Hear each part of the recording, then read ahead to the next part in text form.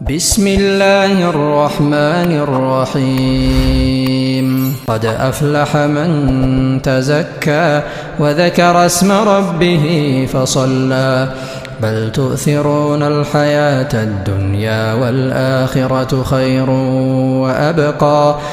السلام عليكم ورحمة الله وبركاته.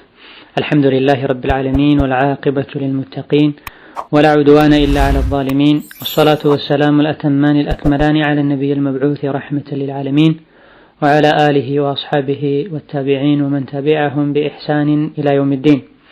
أما بعد، تلو كرمضان قا تياجي هنا يزكاة الفطر هققات يتقسالونا فقهاوج بزاو مسألة شيخو سل زكاة الفطر يالو هققات انداسوا. زكاة الفطر بلو مالت የጾም ማብቃትን ተከትሎ የሚሰጥ የዘካ አይነት ነው። ፍጥር ማለት ጾምን መፍታት ማለት ነው። ዘካው ከጾም መፍታት ጋር የተያያዘው የጾምን ማብቃት ተከትሎ የሚሰጥ ዘካ ስለሆነ ነው። ዘካተል ፍጥር መስጠት ዋጅብ እንደሆነና ግዴታ እንደሆነ በቁርአን በሐዲስና በኢጅማዕ የተረጋገጠ ጉዳይ ነው። አላህ በተከበረው ቁርአኑ ቀድ አፍለሐ መን ተዘካ ብሏል። ወአቱ ዘካት ብሏል። ወአቱ ዘካ ዘካን ስጡ ነው። እዚህ ውስጥ ዘካተል ማለም ዘካተል ፍጥርም ይካተታል። ስለዚህ ቀድ አፍለሐ መን ተዘካ የሚለውን ሲፈስሩ አንዳንድ ዑለሞች ደጋግ ቀደምቶች ዘካተል ፍጥርን ነው ይሄ የሚመለከተው ብሏል። ቀድ አፍለሐ መን ተዘካ ወዘከረ እስመ ረቢሂ ፈሰላ ዘካተል ፍጥርን የሰጠና እንደዚሁ ዒድ ሶላትን የሰገደ በርግጥም ፈላህን ስኬትን አግኝቷል ድኗል ተብሏል። ሐዲስ ላይ ነብዩ ሰለላሁ ዐለይሂ ወሰለም ፈረደ ረሱሉላህ ዘካተል ፊጥር ሳዕን ሚን ቡርን አው ሳዕን ሚን ሸዒር አልሐዲስ። ነብዩ ሰለላሁ ዐለይሂ ወሰለም ዘካተል ፊጥርን ከስንዴ አልያ ደግሞ ከገብስ እንደዚሁ በሀገሩ ሰዎች ለምግብነት ከሚጠቀሙት ነገር አንድ ቁና መስጠት ግዴታ አድርገዋል የሚል ሐዲስ አለ። ዋጅብ መሆኑ ላይ ዑለሞች መስማማታቸውንም ብዙ ዑለሞች ጠቅሰዋል። ዘካተል ፍጥር የተደነገገበት ዓላማ ሰዎች በሚጾሙበት ጊዜ በመሳሳት አንዳንድ ወንጀሎች ላይ ሊወድቁ፣ ትርፍ ቃል ሊናገሩ፣ አላስፈላጊ ነገሮችን ሊያደርጉ ይችላል። እነሆ ይሄን ማበሻን እንደዚሁ ደግሞ ለምስኪኖችም ማስደሰቻን ችግራቸውንም ማቅለያ ወይም መቅረፊያ ነው። ሸይኹ ምን ይላሉ? አን ኢብኑ ዑመር ረዲየላሁ ዐንሁ ቃል አብዱላህ ኢብኑ ዑመር ባስተላለፉት ሐዲስ ቃለ ረሱሉላህ ቃለ የሚከተለውን ይላሉ። ፈረደ ረሱሉላህ የአላህ መልእክተኛ ግዴታ አድርገዋሉ ዘካተል ፊጥሪ ዘካተል ፍጥርን ግዴታ አድርገዋሉ። ሳዕን ሚን ተምር አንድ ቁና ቴምር፣ አው ሳዕን ሚን ሸዒር ወይም ደግሞ አንድ ቁና ገብስ። ሳዕ ብሎ ማለት 4 እፍኝ ማለት ነው። በኪሎ ግራም ሲለካ 2.4 ያሉ ዑለሞች አሉ። 3ም ብለው የገመቱት ዑለሞች አሉ። እንደ እህሉ ይለያል። አንዳንዱ እስከ 3 ኪሎ ግራም ሊደርስ ይችላል። አንዳንዱ 2 ተኩል ሊሆን ይችላል። እንደ ሁኔታው ይለያያል። 3 ኪሎ ግራም ማድረጉ ከዚህ ሁሉ ኺላፍ እንድንወጣ ያደርጋል። على العبد والحر زكاة الفطر عند ሌላኛው ዘካ ባሪያ ላይ አይወጅብም አንለም።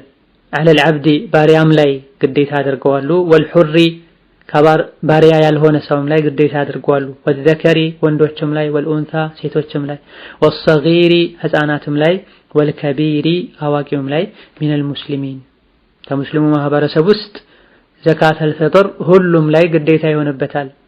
ሀብታም መሆን አለበትም አንልም።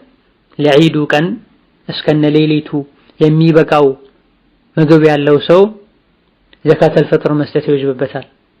ሐታ ዘካተል ፍጥርን የሚቀበሉ ሰዎች ራሳቸው ከተቀበሉትም ይሁን እጃቸው ላይ ካለው ዘካ ማውጣት ይወጅብባቸዋል። ዘካተል ፍጥር እንደ ገንዘብ ዘካ አይደለምና ወተጅቡ ዘካተል ፍጥር ግዴታ ይሆናል። ለነፍሲሂ ላባወራው ለራሱ ማውጣት ይወጅብበታል። ወሊመን ተልዘሙሁ ሙእነቱሁ ወጪውን መሸፈን ግዴታ ለሚሆንበት ሰውም ማውጣት ይወጅብበታል። ለራሱ፣ ለባለቤቱ፣ ለልጆቹ፣ ለእናቱና ለአባቱ መሰል ለሆኑ ወጪያቸውን መሸፈን ሸሪዓ ግዴታ ላደረገባት ሰዎች ሁሉ ዘካተል ፍጥራቸውን ማውጣት ግዴታ ይሆንበታል። إذا كان فاضلا عن قوت يومه وليلته إذا كان فاضلا ትርፍ የሆነ ነገር ካለው عن قوت يومه وليلته የዒዱን ቀንና የዒዱን ምሽት ከሚመገበው ከሚጠቀመው የተረፈ ነገር ካለው ይህን ለራሱ ብቻ ሳይሆን የሚወጅብበት ለቤተሰቦቹም ዘካ ይወጅብበታል። አንዳንድ ዑለሞች እንደሚጠቅሱት ማህፀን ላይ ያለ ጽንስም ዘካ ይወጣለታል ይላሉ። ዑስማን ረዲየላሁ ዐንሁ ያደርጉ እንደነበረ ተጠቅሷል። ከቤተሰቦቹ ውጪም ቢሆኑ አንድ ሰው ሌላን ሰው ወክሎ ዘካ ማውጣት ምንም ችግር የለውም፣ ዝምድናም ባይኖራቸው ቤተሰብም ባይሆኑ። ላኪን የሱን ወጪ መሸፈን የማይወጅብበትን ሰው ዘካ በሚያወጣበት ጊዜ ላወጣለህ ነው ብሎ ሊነግረውና ሊያስፈቅደው ይገባል። እሱ ሳይነግረውና እሱን ሳያስፈቅደው ያወጣ እንደሆነ እንደ ዘካ አይቆጠርለትም። እንደዚሁ ደግሞ ዘካ የሚወጣለት አካልም አውጣልኝ ብሎ እስካልነየተ ድረስ ሌላ ሰው ቢያወጣለትም እንደ ዘካተል ፍጥር አይቆጠርለትም ይላሉ። ላኪን ዘካተል ፍጥሩን ማውጣቱ ግዴታ የሚሆንበት ሰው ከሆነ ልጁ ከሆነ ባለቤቱ ከሆነ ጭላ አኺሪሂ እነሱ ባይነይቱ እንኳ ሌላ ቦታ እንኳ ቢሆኑ ባያቁም ዘካውን ማውጣት ይኖርበታል። እንደዚሁ የወጣው ዘካም ትክክል ይሆናል። በላጩና የተሻለው ሁሉም ሰው በያለበት ዘካ ማውጣት ነው። አንድ ሀገር ላይ ካለ ባለበት ሀገር ማውጣት ነው። ላኪን ካልተመቸውና በአካባቢው የሚሰጣቸው ሰዎች ካሌሉ አልያ ደግሞ እጁ ላይ ሳንቲም ካሌለ ሌላ ሀገር ያለ የሱ ቤተሰብ አልያ ደግሞ እሱ የወከለው ሰው ቢያወጣ ምንም ችግር የለውም። መቃል ሼኹ ረሒመሁላህ ተዓላ ምን ያክል እንደሚሰጥ ሲጠቅሱ ሼኹ ይላሉ ሳዕን ሚን ተምሪን አንድ ቁና ቴምር አው ሸዒሪን ወይም ደግሞ ገብስ አው አቂጢን ወይም ደግሞ አይቤ አው ዘቢብን ወይም ደግሞ ዘቢብ አው ቡሪን ወይም ደግሞ ስንዴ ይላል። ይህ ለመገደብ ሳይሆን በዋነኝነት ይታወቁ የነበሩ ነገሮች ናቸው። በነብዩ ሰለላሁ ዐለይሂ ወሰለም ዘመንም ይሁን አሁንም የሚታወቁ ነገሮች ናቸው። ሌሎችም ሰዎች በሀገራቸውና በጊዜው የሚጠቀሙትን ነገር ዘካ ማውጣት ይቻላል። የሚለካ መሆን አለበት ስላሉ መለካት ካልተቻለ መመዘን እንደሚቻል ዑለሞች ረሂመሁሙላህ ተዓላ ጠቅሰዋል። ሳዕ የሚለው 4 እፍኝ ነው። እነዚህ ነገሮችን ራሳቸውንም ይሁን ተጣርተው አሊያ ደግሞ ዱቄታቸውን በኪሎ መዝኖ 2 ተኩል 3 ኪሎ መስጠት ይቻላል። እንደ እህሉ ጥራት ሊለያይ ይችላል። ወልአፍضሉ ፊሃ አልአንፈዑ ከነዚህ ከተጠቀሱ ነገሮች ይሻላል የሚባለው የሚሰጥ የዘካ አይነት አልአንፈዑ ለምስኪኖች የሚጠቅመው ነው። ወላ يحل تأخيرها عن يوم العيد ከዒድ ቀን ማዘግየት አይቻልም። በል ከዒድ ሶላት ማዘግየትም አይቻልም። ዘካተል ፍጥር መሰጠት ያለበት የዒድ ሶላት ከመሰገዱ በፊት ነው። ከዒድ ቀን 2 ቀን አስቀድሞ መስጠት እንደሚቻል ከዒድ በፊት 1 ቀን 2 ቀን አስቀድሞ እንደሚቻል ሰሃቦች ጠቅሰዋል። ቡኻሪ ላይ በተዘገበው ሐዲስ أن الصحابة كانوا يعطون قبل الفطر بيوم أو يومين ከዒድ አልፍጥር በፊት 1 ቀን 2 ቀን አስቀድመው ዘካቸውን ይሰጡ ነበር ተብሏል። ይሄ ኢጅማዕ ነው። እዚህ በላጩና የተሻለው የዒድ ቀን መስጠት ነው። ሶላት አልዒድ ከመሰገዱ በፊት ከዛ በፊት 1 ቀንና 2 ቀን አስቀድሞ መስጠት ምንም ችግር የለውም። ከሶላት በኋላ የሰጠ እንደሆነ ዘካተል ፍጥር እንደሰጠ አይቆጠርም። እንደ ተራ ሰደቃ ነው የሚቆጠረው። ዋጅብን በመተውም አላህ ዘንድ ይጠየቃል። ወቀድ ፈረضها ረሱሉላህ የአላህ መልእክተኛ ዘካተል ፍጥርን ግዴታ አድርገዋል።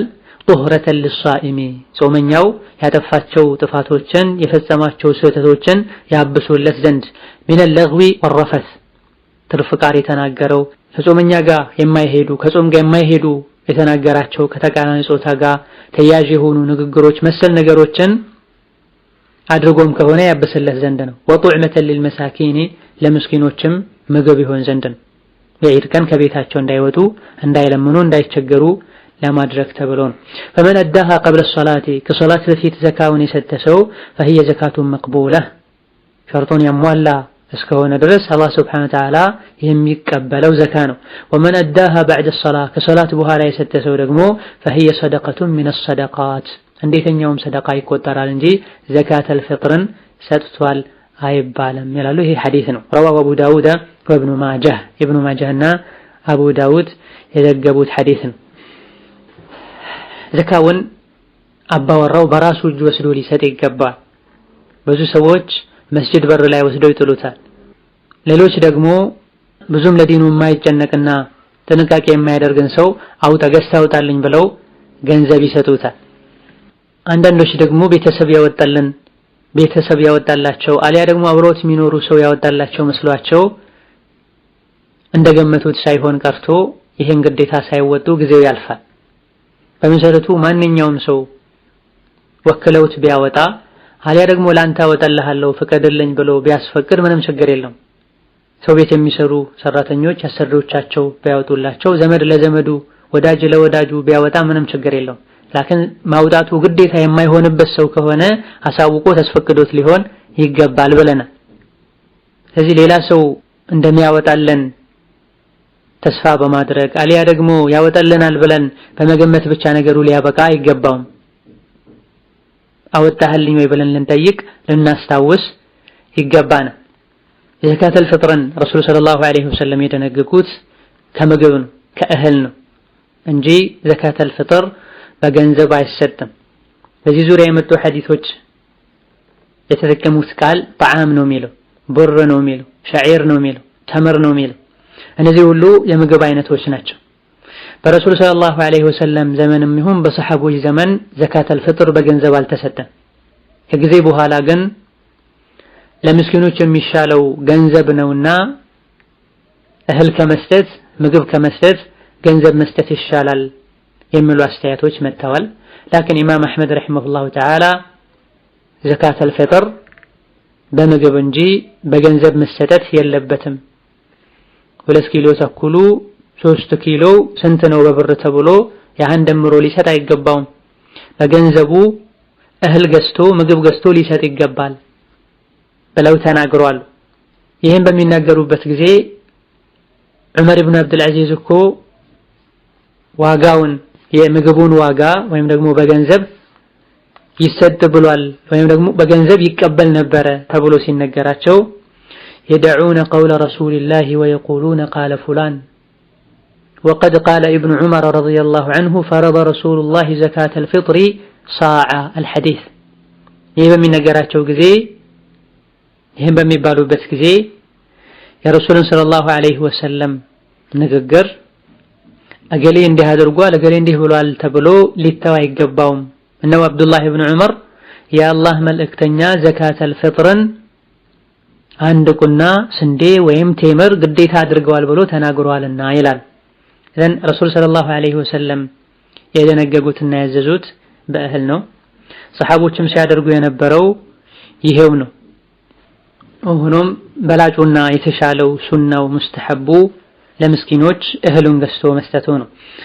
እህሉን መስጠቱ በዛ ቀን ለመግዛት ለማብሰል ለማዘጋጀት እንዲወጡ አያደርግም ወይ ገንዘብ አይሻልም ወይ ብለው በገንዘብ ይሻላል ያሉ ዑለሞች አሉ። ላኪን ሰሐቦች ያደረጉት ረሱል ሰለላሁ ዐለይሂ ወሰለም ያደረጉት ይሻላል። እንደዚሁ ደግሞ እህሉ ተሰጥቷቸው አስቀምጠው ለረጅም ጊዜ ቢመገቡት ይሻላል። ብርን መስጠቱ የእነሱንም ጸባይ ሊያበላሽ ይችላል። የረሱልን ሰለላሁ ዐለይሂ ወሰለም እና የሰሐቦችንም ሱና መተው ይሆናል። በሆነም በእህል መስጠቱ ይሻላል። وقال صلى الله عليه وسلم نبي ብለዋል سبعة يظلهم الله في ظله يوم لا ظل إلا ظله ሰባት አይነት ሰዎችን ጥላ ባሌለበት ዕለት አላህ Subhanahu Wa Ta'ala ጥላ ስር ያደርጋቸዋል ብለው ኢማሙን ዓድል አንደኛው ህዝቡን በፍትህ የሚያስተዳድር በአላህ የሚያምን መሪ ወሻቡን ነሸአ ፊ ጣዓቲላህ ወጣትነቱን አላህን Subhanahu Wa Ta'ala በመገዛትና ኸይርን ስራ በመስራት ስሜቱን ለአላህ ተገዥ በማድረግ ያሳለፈ ሰው ወረጁሉን ቀልቡሁ ሙዐለቁን ቢልመሳጅድ ልቡ በመስጂድ የተንጠለጠለ ሰው መስጂድ የሚወድ ዙሁር ሰግዶ ሲወጣ ዓስር የሚናፍቀው ከዙሁር በፊትም ከዙሁር በኋላ መስጂድ ቁጭ የሚል መስጂድ የሚወድ ልብ ያለው ሰው ወረጁላን ተሐባ ፊላሂ ኢጅተመዐ ዐለይሂ ወተፈረቃ ዐለይሂ ሁለት ለአላህ Subhanahu Wa Ta'ala ብለው የተዋደዱ ሰዎች ወረጁሉን ዳዓትሁ እምረአቱን ዛቱ መንصب ወጀማል فقال إني أخاف الله መልካም የሆነችና ክብር ያላት ሴት ና ለሐራም ወደ ሐራም ጠርታው እንደዚሁ ሴቷም ወንዱ ለሐራም ጠርቷት እኔ አላህን ፈራለሁ ያለ ሰውም አላህ Subhanahu Ta'ala ጥራ ስር ያደርገዋል ورجل تصدق بصدقة فأخفاها حتى لا تعلم شماله ما تنفقه يمينه وهذا المقصود من هذا الحديث في هذا الباب እዚህ ተፈለገው ይሄን ورجل تصدق بصدقة فأخفاها صدقة የሰጠና የሚሰጠውን صدقة የደበቀ حتى لا تعلم شماله ما تنفقه يمينه እንደው ቀኝ እጁ የሚሰጠውን ግራው እጁ ሁሉ እንዳያይ ጥንቃቄ ያደረገ ይላል በጣም ተጠንቅቆ ኢኽላስ ኖሮት ማለት ለአላህ ብቻ ብሎ የሰጠ እንደሆነ ማለት ነው ورجل ذكر الله خاليا ففاضت عيناه متفق عليه ለብቻ ሆኖ ገለል ብሎ አላህን አስታውሶ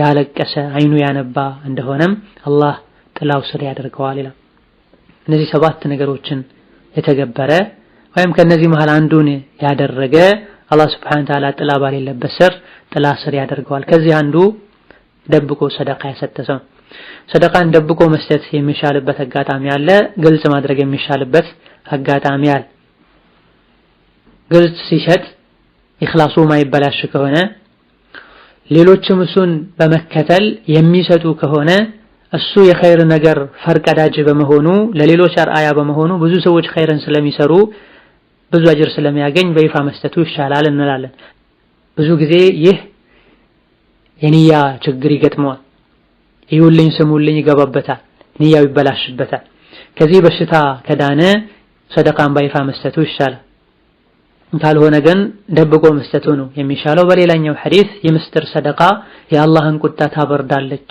ልክ ውሃ እሳትን እንደሚያበርደው እንደሚያጠፋው ተብሏል ከዚህም የምናደርገው ድርጊት ሁሉ ኢኽላስ የተሞላበት እንዲሆን ተንቢህ መስጠታቸው ማሳሰባቸው ሰደቃ ሰጠሁኝ እንደዚህ ያደረኩኝ ብሎ ከማውራት መቆጠብና አላህ Subhanahu Ta'ala እንዲቀበለን ጥረት ያደረገን በመስጠር ማድረግ ያለብን ነገር ልናደርግ ይገባናል هذا والله تعالى اعلم የዘካት الفطر በተመለከተ ያለ አህካም ሲሆን በቀጣይ ደርስ ኢንሻአላህ Ta'ala ዘካ የሚሰጣቸው 8 አይነት ሰዎች አሉ ዘካ የሚሰጣቸው 8 አይነት ሰዎች አሉ እነዚህን በቀጣይ ምን ዘረዝራቸው ይሆናል በቀጣይ ደርስ ምናያቸው ይሆናል لكن ዘካት الفطر የሚሰጠው ለአቅመ ደካማ ለከ ዘካት المال እንደሚሰጠው ለ8 አይነት ሰዎች አከፋፍል አይባልም ዘካት الفطر ለአቅመ ደካማ የሚሰጠው ለምስኪን ነው የሚሰጠው ዘካ የሚሰጠው ምስኪን አባት እናት ልጆችና የልጅ ልጆች አያቶች መሆን የለባቸውም